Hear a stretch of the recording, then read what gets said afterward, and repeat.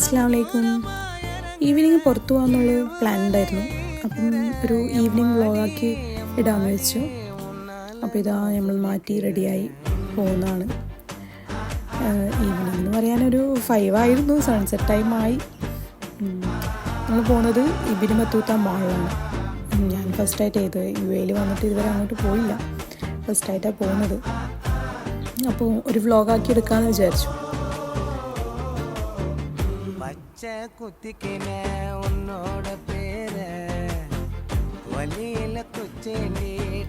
ഇബിൻ Battuta mall ഒരു theme mall പോലെയാണ്. Brand Bazar കണ്ടപ്പോൾ അവിടെ ഒന്ന് കയറി ജസ്റ്റ് എക്സ്പ്ലോർ ചെയ്ത് നോക്കാമെന്ന് വിചാരിച്ചു.